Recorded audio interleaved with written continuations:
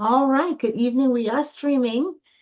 Welcome to another episode of Real Talk Family Life, brought to you by a team of Caribbean evangelical pastors who are committed to helping families become strengthened through discussions and addressing questions on topics that seem to be a little difficult for us to conceive of or to even know what to do with when the rubber hits the road. And I love that theme.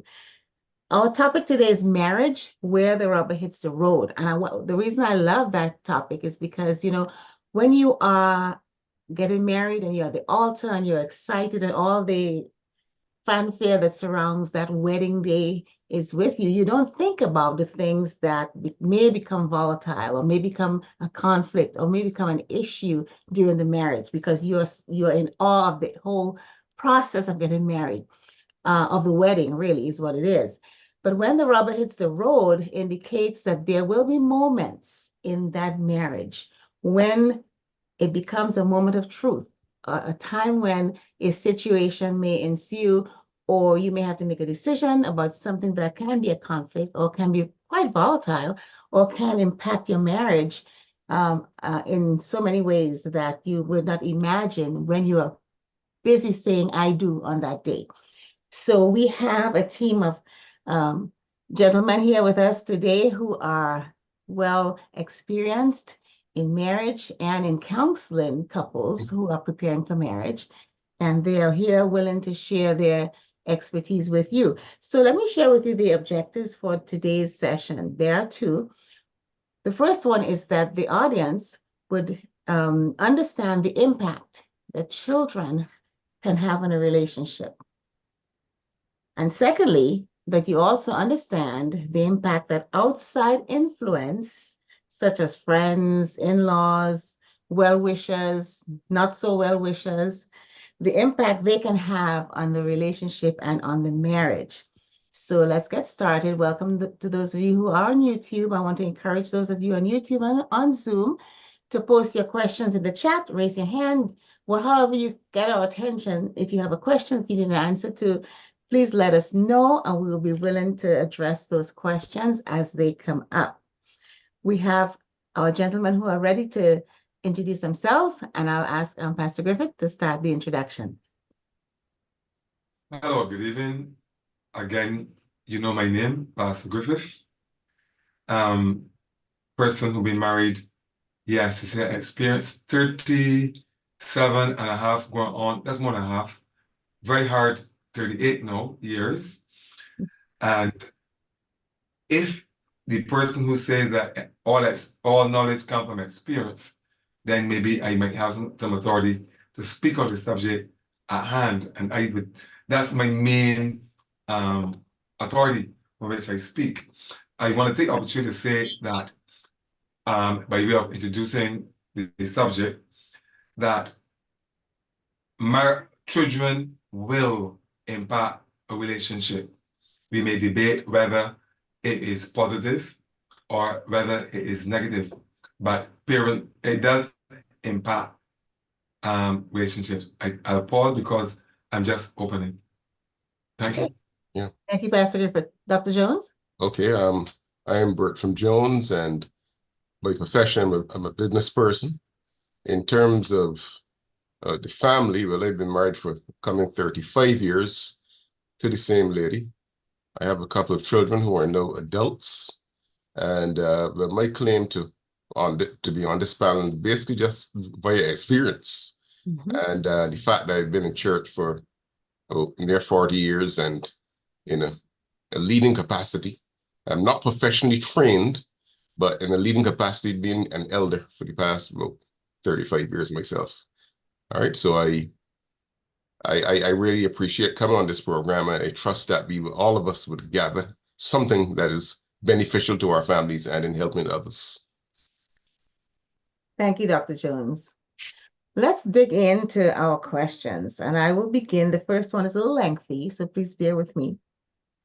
The command to be fruitful and multiply was written in the DNA of plants and animals, of course, human beings as well.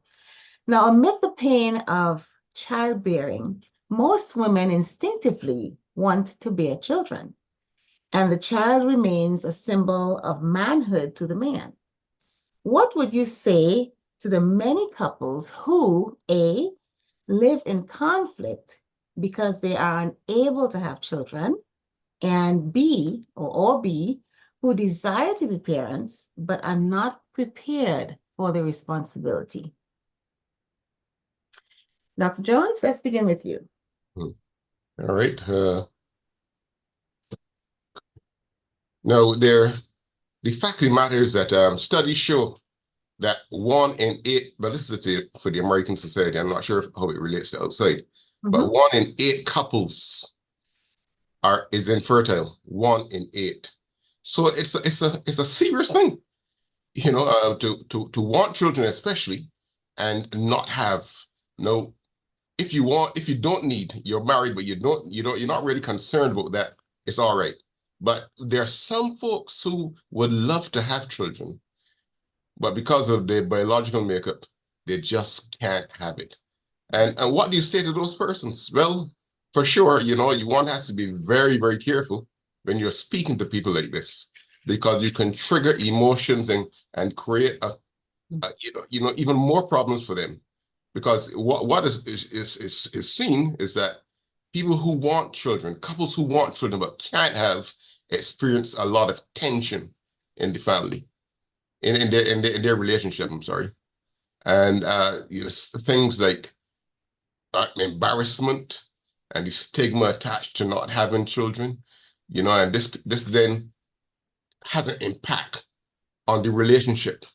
You know, it even has an impact on the bedroom, because, you know, train hard to get, you know, the children and not being able to give, it creates a lot of strain. Now, what do you say to those kind of folks, people who are in that position? One has to be cautious. You know, you don't want to create a trigger for more problems. And first, I believe in professional training. Yes, we can, from our own intellect, we can try to help people, but we got to be careful that we don't say things that will create even more problems. So what do you say to people like that? You know, you say things that wouldn't harm the relationship. And in some cases, it's best not to say anything unless you are invited to say it. Because sometimes we, out of the goodness of our heart, we try to help a situation only to make the situation worse. You know, so one has to be extremely careful. And if it's out of bounds for you, if it's out of your, you know, your something that you're not competent on doing, it's best to if they ask, it's best to advise, you know, to persons like that, couples like that, to seek professional help. And even the professional people, I mean, you know, even they themselves have to be very cautious, because this kind of situation is very delicate, and you don't want to really create a problem where you're creating more problems. You know, so you know, referralship, you know, is something that we need to understand too, as people, that where we're not competent to help people, refer them to those who are professionally trained, who would be able to help. Thank you. Master Griffin, what do you say? I'm very glad that my colleague here highlighted the fact that I didn't pick up the numbers, the 1 in 8. You want to, yes, American society. We tend to assume that we all can get pregnant. The facts say no, that we all can't. I was having a discussion, general discussion today, with a family reunion, and the sister spoke of how much she really tried to get pregnant, ... And she then mentioned how she had to get the fertility, whatever. And then when she got the second baby pregnant, she didn't even realize that she was pregnant. And when she did find out, she was 22 weeks in it. And she was feeling nothing. But then they discovered, because of her natural body hormonal confusion, that she didn't really recognize. And they said to her that she was actually going through the state of postnatal depression at that stage. Another story. What I say there is that we assume a lot in regards to getting babies. And I would want to say that we must first of all be clear as to why we want to get babies. I would suggest that we must understand that a baby is half, for us, my purpose here, half me and half my wife. All right? Yes, we are training the child to become, I hope you're training, to become an independent us, separate from us. So if I fight my wife with, or my spouse with the baby, then what about it? If I don't get the baby, we have us. We have us. So we need to find out why we need to get babies. And we need to understand that invariably it is a great responsibility. All right. And I was having a discussion with somebody a good couple of months ago, and I would have made a statement in regards to how instinctive it is for women to want to have babies. And the person we were talking professionally, but the subject came in a little parentheses indicate to me, I disagree, because I don't have the desire. I don't want any. And I felt her passion. So people can't get babies because biologically it is not so able, genetically, financially, physically, socially. There are several reasons why people cannot and would not or do not have the desire. So we should not have ourselves against our spouses. And even then, let me say quickly that even when you get pregnant, remember I mentioned the sister just now, the problem of if she had not even yet had the baby and she's already in postpartum depression already, right? So having the baby, yes, will create problems, will create stress, all right? And so we need to be careful when we go war with our spouse. I want to pause there. Dr. Neff, can I come here a minute? Absolutely, yes. Yeah, because I want to pick up from where the pastor briefly touched. You know, sometimes we believe that, that people, because they're childless, that, they want babies and, but they can't get. But that's not always so. Sometimes folks just they prefer not to have children. As a matter of fact, a recent Pew study, as I was doing this a little research, showed that women more so than men who don't want to have children, it's a greater percentage with them. 21% in this study, 21% of women between the ages of 18 to 34 did not want children, as against 15%. And the reason for that is clearly because, some folks, they look at their professional advancement, and then there's some ladies who don't want the stress of having to work and study and have children, so it depends a lot on the society and individual couples. There's some folks who prefer not to have children, so we really shouldn't hold a stigma against folks because they may be childless, sometimes it's because of their mutual agreement. Yeah. Let's keep it there a little bit. I want to do a quote from somebody, and they said that their HR department, what job that they were in, was worried that this individual at age 25 was yet childless, right? So she told the person that she's going to look to have an arranged marriage so that they can have kids, right? Now here's pressure coming from outside, and they're telling this 25-year-old, this is the problem. She says that she said it did not matter if I really loved the person, if he was well off enough, I would get used to him. In other words, the baby is all that you want. Don't mind if you treat the baby, go ahead, anytime you would think. The individual said, I know what happened. I left that job a long time ago. I don't know what happened to it. But I want to remind you that a righteous woman didn't get the baby, but she was so desperate. She said to Joseph, give me child or I. Who who can't get babies, be careful and remember where child. She got the first baby, and that enough to say, I call it adding, God give us some more. And she gone for it again. The next one was Sorrow Benjamin, because in childbirth, she got a child. So little did she know, and she said, give me child or I die. Be careful. It doesn't make you less woman or less man if you do not get a child. I pause. I want to come here again, Dr. Neff. Yes, go ahead, jump in. Because along the same line, but personal matter. I remember when they got married. Well, they got married late. I think it was about 30 or so. You know, and a well-meaning pastor came to me and told me that, you know, you're married now, you know, you got to get some children soon, you know. I know he meant well, very well, but perhaps sometimes, you know, we offer advice when we're not really asked to advise. Because I understood what he was saying, but because, you know, the way he was brought over, and because too, I didn't ask him for any advice. You know, I think we got to be very careful, you know, how we're dishing out to people, you know.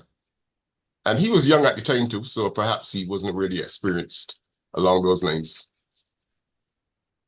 You know, I think we both agree that this whole discussion regarding children is very delicate, and especially in situations where there is a desire for children, and for some reason the couples cannot have children, and the importance of knowing how and when, and to have that conversation with them, and who should have that conversation with them, because yes, it can trigger the individuals and may cause additional conflict.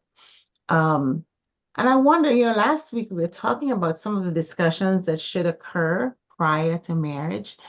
And I'm sitting here and I'm wondering, you know, is this one of those things? Yes, we should have the discussion about whether or not we want to have children. But I was wondering if it should be taken even a little further, more than just having a discussion, because having a discussion is simple, easy. But we don't know, as Pastor Griffith said, we assume that when a couple gets married, that they can have children. And often, and 1 out of 8, as we heard from Dr. Jones, that may not be the case. And I'm wondering if we should take the discussion further and maybe be tested, you know, figure out if you can. I don't know. I'm just, you know, because of the hurt that comes about when one is childless. And some of the hurt comes from other family members as well, who, you know, perhaps the couple have accepted that they can't have children, but family members, grandparents are saying, when am I going to get a grandchild? When am I going to get a niece and nephew? Friends are saying, well, we have kids, where are your children? Some of the hurt also comes from others who are bringing the conversation to them, asking questions and so forth. So, but it is a very delicate situation that one has to be careful on how to address that. I'm looking at the chat. The speech of having children is a staple at wedding. The expectations. Very early in marriage, that pressure is put on couples. Yes, very early it is put on couples, and that expectation to have children is there. And I think in today's world, you mentioned, Dr. Jones, the 18 to 34 age, where many of these young people are choosing not to have children. You know, they get married, they want to just live their lives, live their careers, and children may not be part of the equation, or it may be further on down the road, you know, if at all. And whereas back in the day, that was an expectation. That was the expectation. You get married, you have children, and if you don't, if you go back into biblical days, you know, people were penalized and you know, bullied and you know, so forth, because they didn't have children. And Sarah, you know, made that decision because she was not yet, the Lord wasn't ready for her to have a child, but she took it upon herself, you know, to make the decision to use an alternative means to have children. So there's a lot of discussion about children, but we have to be very careful in engaging in that conversation. That is why, sorry, go ahead, Pastor. No, I just wanted to jump in too quickly there. Is we must also remember that there are cultures as we speak right now still in the world that that pressure still exists. All right. But what I Yeah. want to add here is when Dr. Neff spoke about whether we how much further should we consider taking the discussion. I would have mentioned the idea that we must know why we want children, and having accepted that we might not be able to get children and never is given. What we must understand is the value of adoption, and they're still our children. We still get to pass on our values. We still get to pass on. I was having discussion this evening again, and the person said, yes, I am the child's stepfather. In fact, I am the child's father, because his father is not around, and I am his father, you know. So you can be a father and you can influence and pass on. Adoption is still a viable option. There are too many people, children, who yearn to be loved. Go ahead, sister. Sorry. Well, actually, I want to make a point here. Thank you for coming, Doc. Yeah, I agree with you, Doc. I was just picking up on what you said, the value of having discussions before you actually get married, and having treatment, to see if you can indeed have children, because in the Christian arena, we're not supposed really to have intercourse before we're married. So for those who are pure to their religion, and who have not, it is wise to have some kind of treatment to ensure that you can conceive. But there's another thing too that came to mind, that is that counseling, the courtship period. It is important that when people court, that they talk about these things. And that is why, it's best not to have a short courtship period, but should take some kind of time. But it's very important that, that we look at these kind of serious matters before we court, because, when you get into them and you can't cope, then that's strain on the marriage. God can do all things. He can bring back, what is broken. He's a mender, the great mender. But, reality is that sometimes we can feel deceived, or we go into a marriage and, things don't, happen, then, that can create cracks. So And I think, sorry, go ahead. I agree with you wholeheartedly. And I think the conversation has to be more than, do you want to have? Do I want to have? Yes, we want to have.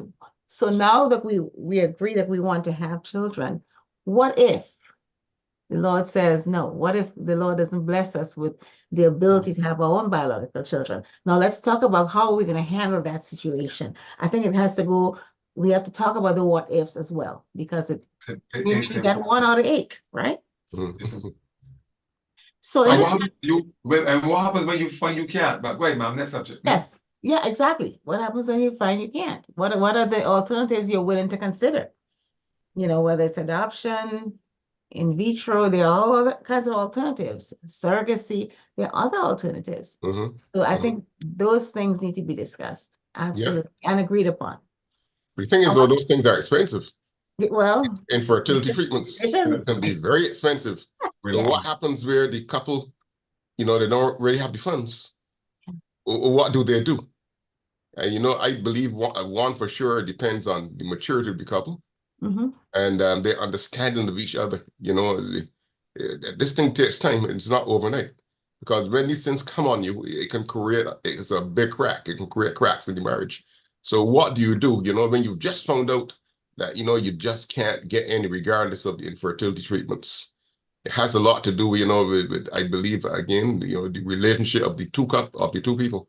And their understanding, of what life is all about, what they expect from life. But the reality is, if a man goes into a relationship, or a woman, but more so a man, and he can't get, he decides, he's seeing now that he can't get, that's a big blow to his manhood, because he sees it is that he can't, his progeny can't go on, he's finished there, so these are real things, that real events. Yeah. There's a question in the chat. What does the Bible say about a couple who decides not to have a child in marriage? And the person goes on to say, I think it's selfish not to have children in marriage once you know you can and you've done all the checks. Hmm. I- What are your thoughts on that? You go ahead, Pastor. No, I do not know. I do not know that there's any Bible A question that scripture that, address. I do not know. And even in the absence of that, I still maintain that it is about us passing on and helping others. And I say this tonight, but I would have want about 4 children. It didn't work out that way. We only ended up with 2. We had 3 that died, 1 died, and 2 living. And I remember saying, "Oh, my dad, think about my numbers." And then a little thing said to me, "Joseph, why is it so important for you to get your own child?" And I said earlier, too many people want to have. But I know no scripture that says you must have children. I don't know that. I was thinking the same thing too. I can't see a precedent. One doesn't come, I'm not saying that there isn't, but I don't see a precedent in the Bible where a couple wanted to have children. But they decided not to. I know about couples who wanted to have children and could not get, which created problems when they took things in their own hands, but not where a couple decided. It might be there, but I really don't know about it, And I think that we need to come to the reality that if a couple doesn't want children, I mean, that's their right, their prerogative. My problem comes in that when a couple has decided to have children before they had children, and then one decides that, look, I'm copping out, I don't want any more children. I don't want any children. That is a problem. yeah. I see the selfishness there, where you agreed to have children, but then because of something or the other, you've decided no not to have. You've taken this thing, one way. That is a problem. Yeah. So how do you deal with a problem like that, where someone changes within the marriage? They decided, look, I'm gonna do things the way I want. That I can see as a problem. Yeah. That would definitely be a major conflict if we agree to and then one person decides not to. That's a major conflict. But then the other part of of the question looks at couples who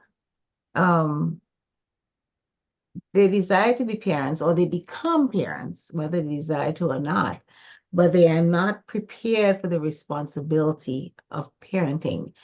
And there are lots of scenarios that go along with this. They may, their parenting skills may be lacking to where the children may be subject to concerns about safety and neglect and abuse and all kinds of things. They don't have the financial responsibility to care for the children. What do you do? What do you say to these couples if they come to you for counsel and they have children, but they're not prepared for the responsibility and don't know what to do? Or decide after they have the child, they don't want the responsibility of caring for that child. I have personally never had that situation, but sitting at where I'm at, a person again that highlights I started discussing this evening. Again, we always come back to the role of the church, and the church, we must very much be aware that that situation is out there. So how can we really be true mothers and fathers within the church? And I'm saying that we need to understand that and put that in place. There are people who definitely are not capable to be being parents. It's not natural. Yeah. Yeah. In addition to what you said, Pastor, there are some couples who want children, and even unmarried couples. But really, and in truth, they're not really prepared for that journey. It's a fact. Because, if you bring children into the world and you're not a parent yourself, I mean, you're not responsible. That kind of those traits will be inherited by children. There's some folks look, these people ain't ready for marriage. You know, they don't have that kind of don't have that training in them. But what do you say, these kind of folks? I think you got to be very careful how do you how you speak to people. I mean, unless you have a very strong relationship with one of them, you know, you can even make a bad thing worse. But there are definitely some folks who are not prepared. That is what where the courtship period coming back to Christian marriage now. That's where the courtship period comes in. You know, where you learn things, you learn about parenthood, you learn about raising children. And the church has a strong part to play in this.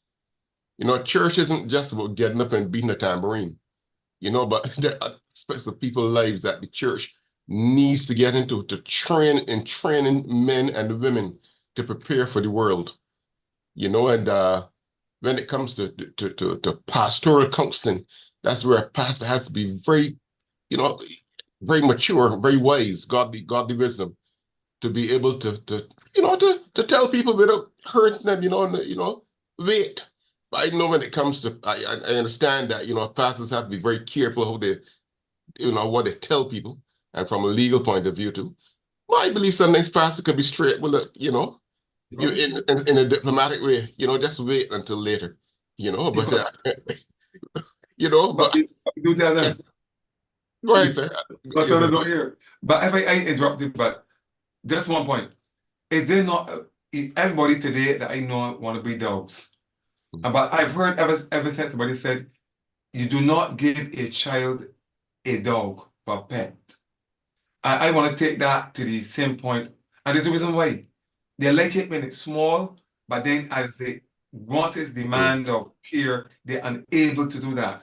And in the same way, we should understand the whole responsibility that goes with getting children. And if we do not understand that, it is not time for us to have babies. Okay, so I want to move on, but I would say this, that and I say this to when I teach my parenting classes, that we have children. Having a child is one of the things that we engage in on a regular basis. And it's one of the things, parenting is one of those things we do without a manual, right?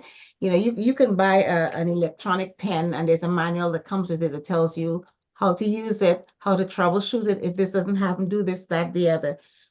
Any kind of electronic equipment. But when you have a child, you're never given that manual that says, okay, this is how you take care of the child at this age, this stage of development, and this is how you troubleshoot things, right?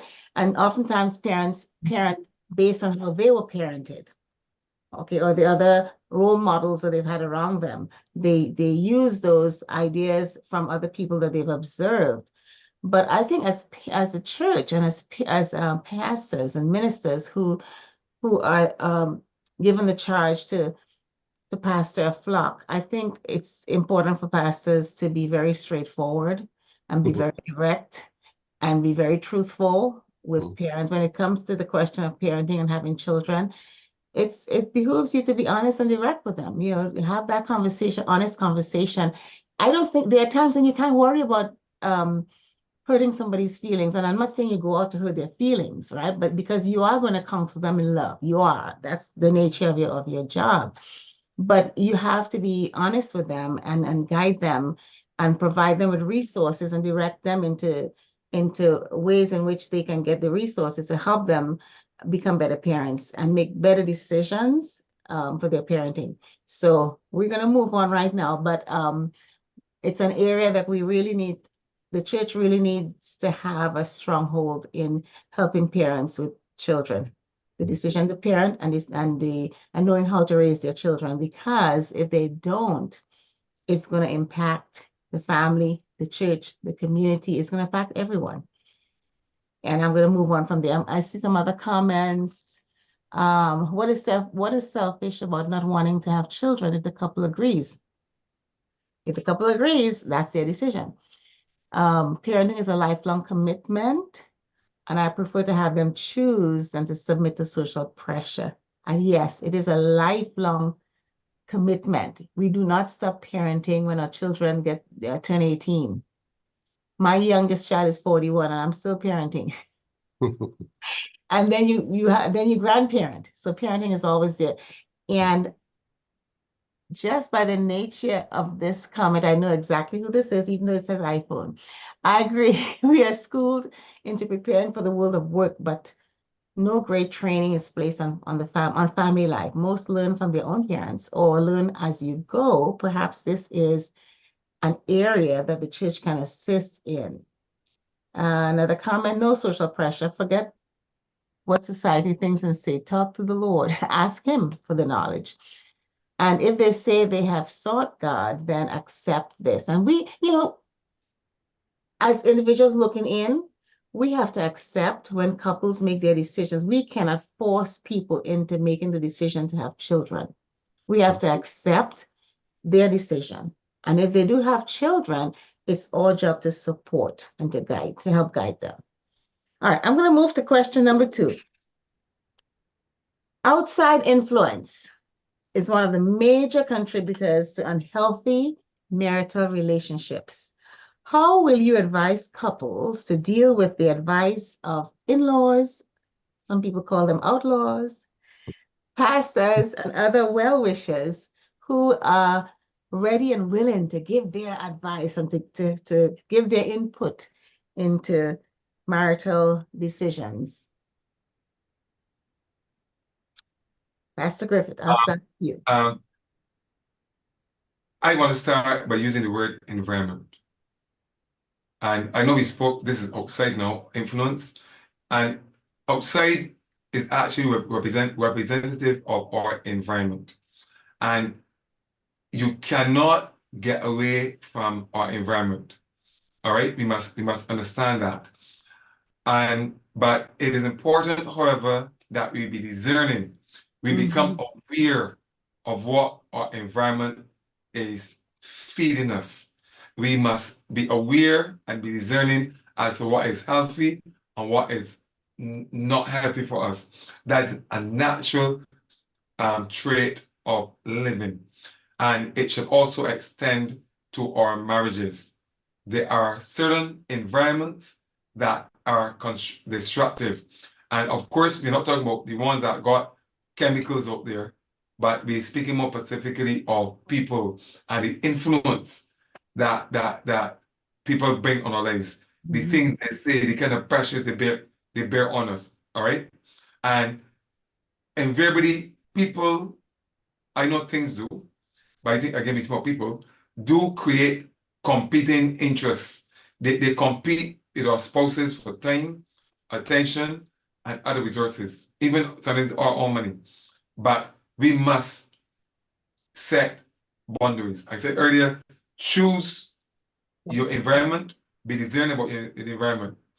I want to advise that, like Dr. Neff said, you always be parents.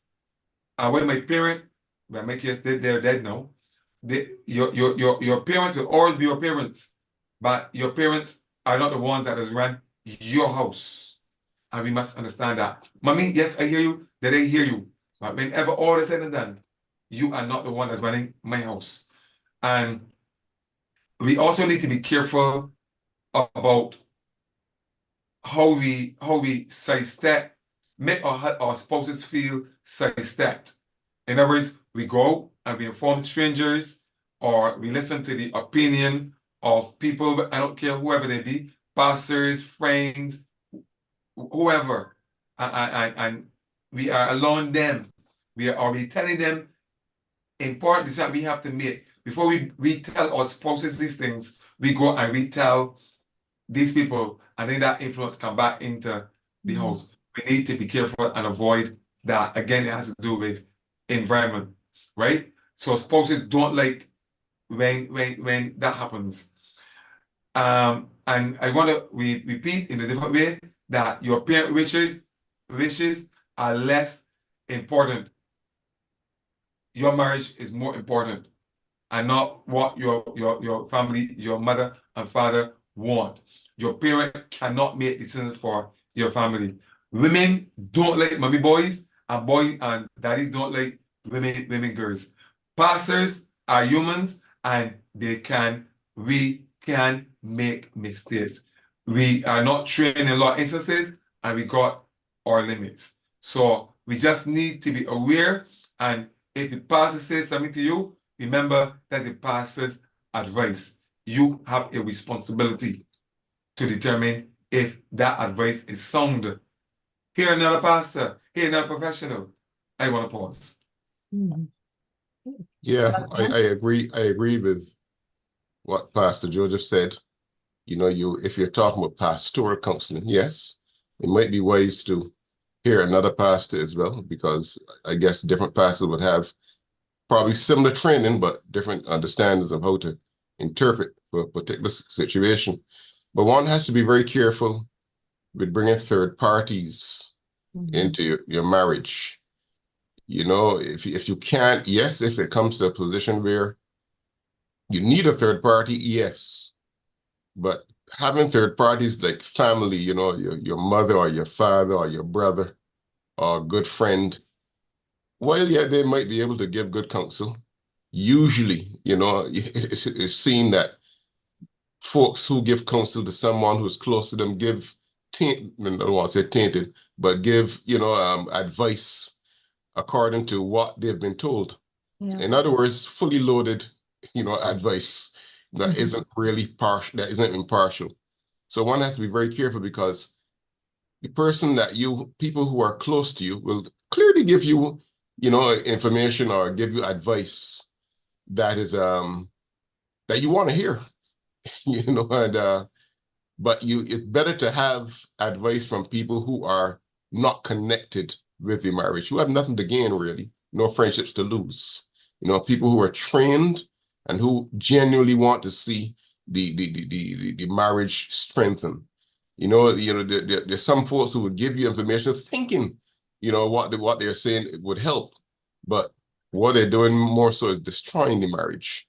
There's some folks who I have known to tell some couples, just leave the man, leave the woman. And that might not have been the best thing at the time. Well, it might be at sometimes. So that's why you need to have, people who, if you have to have someone come into your life, someone who is trained and someone who has nothing to gain really, someone who's not tainted by having a close relationship with that family. But most of all, I believe, that I personally believe all marriages can work. They can, but sometimes it depends on the two persons. And if both want to see the marriage work, because sometimes you may not want the marriage to work for one reason or another, So, but I believe that persons can talk it out, and that marriage can work. If by the grace of God, they want to have it work. But then there's sometimes, where it just can't work. You just need that third party to come in, train third party, but one has to ask God himself, when you're doing something like that, ask God together, to send someone who would be beneficial to the marriage. Brother, Go brother, ahead. the question of, we assume that these persons are well wishers. I know I would have said earlier that we still need to, the good intent doesn't necessarily mean that the results that come out is good. And I want to repeat, we have a responsibility to discern, right? The things that are coming. And it is just like I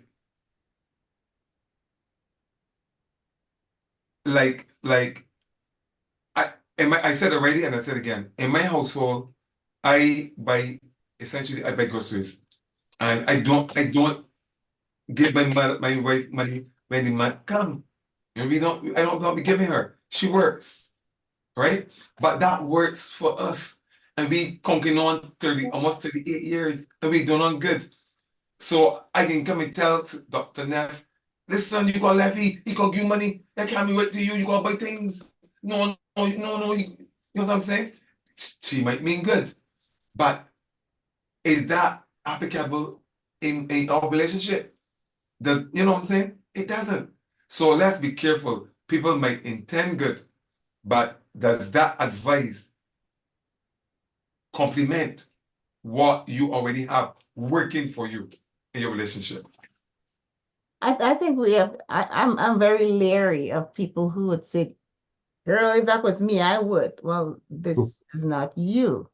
This is not your marriage, right? So when you approach a couple and you are inserting what you would do or how you would handle it, you're making a big assumption. And I say be very leery of people like that, right? Because are they really well wishers? You know, are they trying to tell you how to run your marriage or to run your relationship? Be very careful. But I want to refer us to Genesis 2:24 that says, therefore shall a man leave his father and mother and shall cleave unto his wife, and they shall be one flesh. And yes, as parents, with adult children who are married or approaching marriage, oftentimes there's a tendency for some parents, not all, for some parents to take their hands off of that relationship. They still want to, without the children coming to them. If they come to you and ask for your advice and you give advice, you have to remember that's all you're doing is giving advice. If you go to the pastor and he gives counsel, he's giving counsel. But I like what Pastor Griffith says. The decision still rests with the couple, right? You can take all the advice, you do all the research, get all the counsel, but the decision still rests with the couple, and all of the outside influences need to accept that whatever decision that couple makes, that is their decision, and that's what they feel is best for their marriage. And be hands off about it. I love what Pastor Griffith said about boundaries. We have to have those boundaries. And sometimes you have to let people know what your boundaries are, right?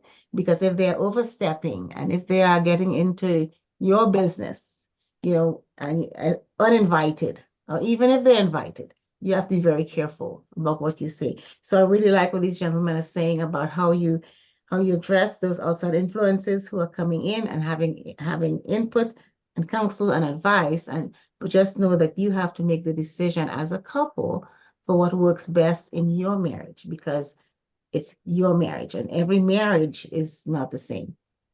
I'm going to look in the chat. The first command for marriage is leave and cleave. Okay. In this day and age, leaving and cleaving is often dependent on things. How should young couples marry the two? Leaving and cleaving and family traditions and resources. Yeah, sometimes family hold the things over the couple, right? They give you advice based on maybe an inheritance or maybe something they have for you or whatever. How do you or family tradition? In our family, this is the tradition. Well, now you have a new family, they may have their own traditions. So what do you think about that? We referred in the last session that, and I maintain ever since, that marriage really is very symbolic and it speaks about the relationship between the church and God. Sorry about apology. I strongly believe that. Yeah. And I believe that is we call it kind of lessons. One of those, can't make the word, object lessons that I think that marriage is about. And it's really a godly something. And the lesson is there. And outside of that, also, because that man, household have responsibility for the house, God is making it clear, all right? So you come back and you be one, and you operate in that context. Now, you got to determine if you are willing, and at first when I read the question, I thought it was referring to the cultural, societal traditions, but it's family traditions. I'm sorry, family traditions can encroach on your personal life. And unless that your spouse understands your family's tradition and wants to marry into that, then I'm sorry, you got to cut off and leave. Sorry. Yeah, sorry, what was the original question? I didn't quite. We're looking at in the chat, Yeah, in the question chat. about leaving and cleaving, and how do you integrate family traditions and family resources when you're still trying to leave and cleave? But you have families who have traditions and resources that may impact the family. In the Christian tradition, we go by the Bible, and when a man marries a woman, woman marries a man, they become one unit. If you are marrying someone, you know, with hedging on to certain traditions in your family, well, then probably it might be better not to marry. But the Bible tells us that, and someone mentioned in the chat, that, you know, when a man marries, he leaves and he cleaves. And that unit becomes one unit. That couple becomes one unit. And if you're going to marry because of you know things in your family, then that's a problem. Because if things do not work out, then you have a problem in your marriage. You know, so a man and a woman should marry with the understanding that they're going to form their own family unit.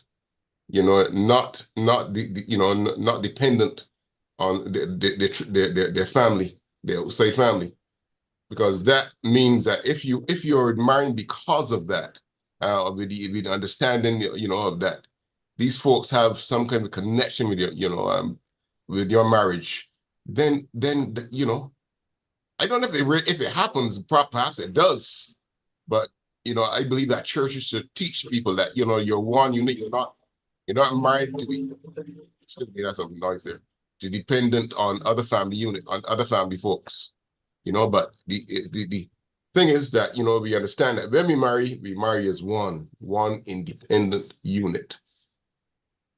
I want to advantage here with the idea of family traditions, because I need to make sure that we don't miss something.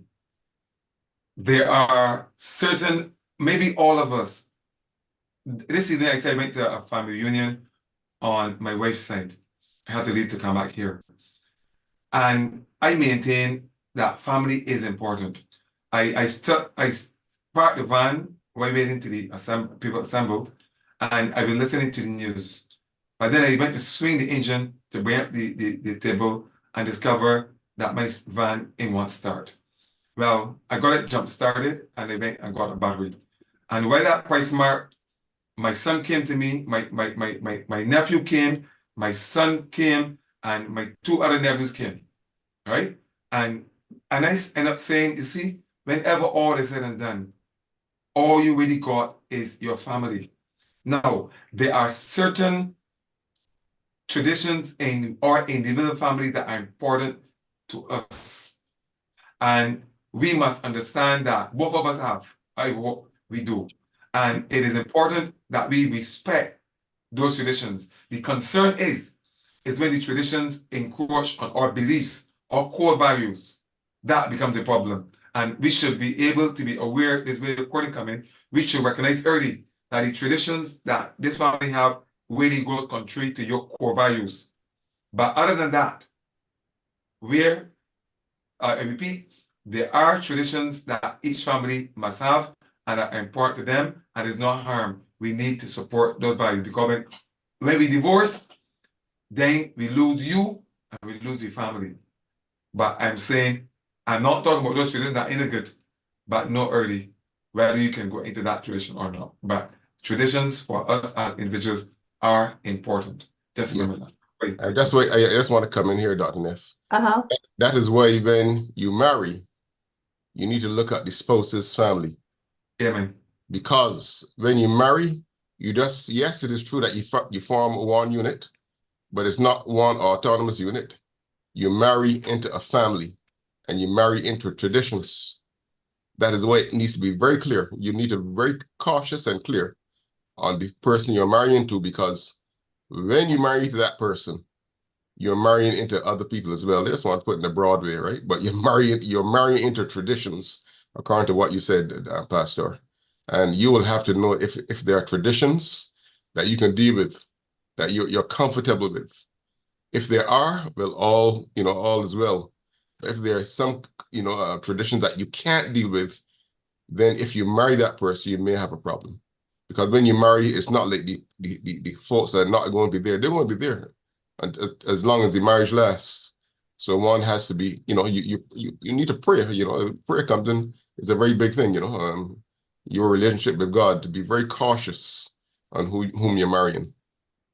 But I've heard about traditions where the couple come home and live with the extended family. but there can only be one way woman in the house. So how do you expect some person coming from the normal person coming from Barbadian context woman who goes in the house and she can't be a woman? It won't be a woman in my house. So Yeah. that's an example of where you have conflicting Yeah. family decisions. Yeah. One has to be very cautious. And those are decisions that you make, when you decide, if you decide before marriage that when you get married, you are going to live with the extended family, you have to have a conversation about how do you intend to function within that family unit. And there has to be agreement on perhaps the wife taking a secondary position to the mother. Those are things you have to have, because in some of those family traditions, especially matriarchal families where the mother has a very strong role in the family, then that new wife coming in does take a secondary position. And you have to be willing to accept that and live with that. If not, then you make another decision. And I like John says that each come from a different family system. It's important to establish your own. Again, you have to establish it and you have to have those discussions. Just want to refer back to Pierre. I mentioned that the idea of even though you have advice from in-laws and others outside the family, that it's important for you to determine which is healthy, which is good advice, and make a decision to accept the good, I guess, and leave the bad alone, right? Basically. Then Pastor Henry mentioned, he said, I was thinking about Harry and Meghan and how those two families came together, and the different systems that we're talking about and how they had to make other decisions based on conflict within the family. Race, class, and religion traditions are also influences which some couples need to work through to establish their own family. So there's a lot involved in the coming together of families and getting married. And oftentimes, these are things that are not discussed prior to the wedding, to the marriage, but they are things that do impact the couple and their family and their life. And it's important to have these discussions so you can make better decisions, or at least go into it knowing. You go into it with your eyes wide open, knowing what to expect and knowing how you are going to function. And sometimes and you don't realize until you get into it that this is perhaps something that I am not comfortable with. So our time has expended. We are going to have to stop. But we will be talking about marriage for the entire month of April. So there's more to be discussed next week. I want to encourage you to invite others to attend. Next week, we will be talking about maintaining a healthy relationship. And it's another two-part series. So next week will be part 1 on maintaining a healthy relationship in marriage. And I look forward to you all coming and joining us. I'm going to ask the gentlemen to give their parting remarks, and then we will hand this over to Pastor Henry to close us out. Well, I think the topic was one that is very interesting and one that is real. And the fact of the matter is that I personally never really looked into this topic with infertility, but it's a big problem. Yeah. So I think that when we have these kind of meetings, we can really learn a lot.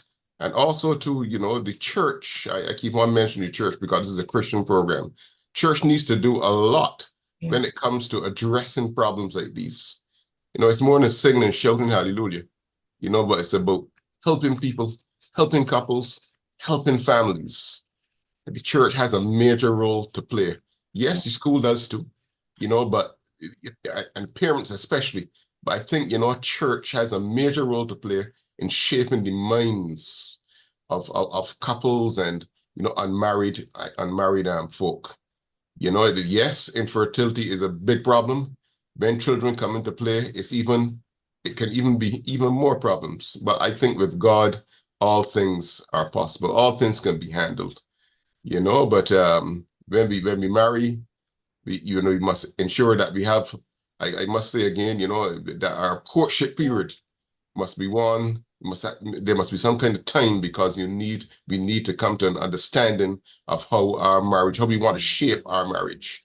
In looking at outside help, we have to be very cautious in whom we choose, if we have to choose, because I believe personally that couples should try to handle their problems by themselves. But if they can't do that, but then someone else is needed, and we need to be very cautious in whom we bring into our lives, because then that's a third party. So, all things can be happen with God. All things are possible, and the major thing is to put God in our marriages. And when we put God in our marriages, become closer to one another. So may God bless us as we continue to reach out to others and even help in our own families in his name. My Thank you. input here is that the whole idea of family starts with the couple. I believe that if no person to get babies from a man or a woman who they don't care about or have that connection. My son has a saying, he says that, and I can use this term, that a man should not breed a goat. And I also feel the verse is also true. All right? Human beings should not be bred by beliefs either. And what I'm trying to say is that what we produce should be representative of the relationship that me and my spouse have. That's why we bring the two together. Because if I expect to wait a child up without a father or mother, I set that child from the very beginning as a disadvantage. I think society has given us, and we were talking not about that, but we talk about the changing of values and how bad it has taken us, right? The idea about getting a baby in a tissue and you're just going to pay for it and go on, those are the things that are destroying us. So it is important for us to understand that getting babies is a reflection of the relationship between me and my partner. And if I don't have a partner that I find is compatible, I don't know how I want to have babies, because we're going to have difficulty. And even when I'm at home lying down and have an outside child, I know the girl can call me and tell me at midnight, maybe crying, she want me. But my way said that she want to trick you. So there will always be eternal trouble. Again, I end by saying, when you get babies, there will be challenge. Rearing, dealing with problems, cooling, finding time, sharing responsibility. Raising children is not easy. There will be challenges. So I challenge, be careful about the desire to get children and know why you want to get children. Thank you. Thank you, gentlemen, so much for your words of wisdom today. I just want to refer you to Psalms 127:3 that talks about children being a heritage of the Lord. And having children is a blessing, but there's a lot of responsibility that comes with it and a lot of decision making that goes along with it. And we have to be willing to have those open, honest, hard conversations about this very valuable part of our lives. And it's important for us to also seek wise counsel from others who traveled that road before, and certainly the man of God, woman of God, who's able to give us godly counsel, and talk to the Father himself. But do your due diligence before you embark on bringing children into the world, because it is a great responsibility. Thank you all for your words of wisdom, and I'm going to pass it over to Pastor Henry right now. Thank you very much, Dr. Nev, and thank you, Pastor Griffith and Dr. Jones. Great program. While you guys were talking, there was one thing that went to my mind, because we are very fortunate in the West with the sort of structure of family that we have. And so I was in Nouakchott in Mauritania some years ago, and I met this gentleman who was supposed to be a prince in his family. And here it was, he was doing just an ordinary job. And the reason he was doing the job is because he refused to marry any of his half-sisters. And his father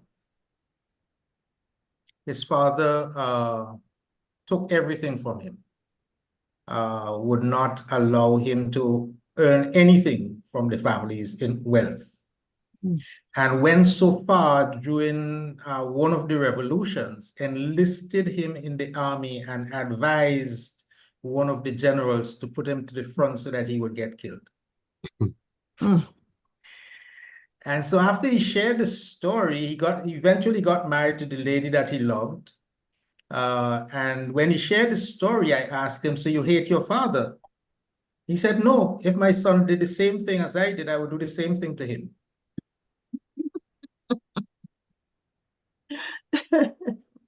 So we, you know, when we talk in our context, in our society, we seem as though, you know, we are so free, we can do what we want and what have you.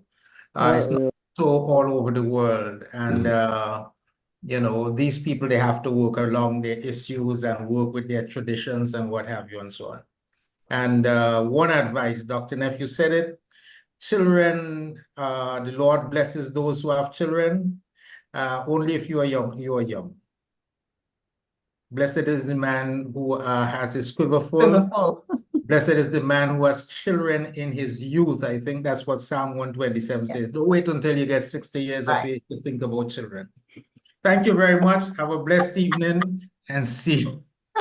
See you next Thursday, God's willing, next Saturday, God's willing, on Real Talk Family Life. When I invite someone, we would share the link or the YouTube link so you'd be able to share in the program. Have a good night, everyone. Hey, good night. Good night, everyone. Thank you all.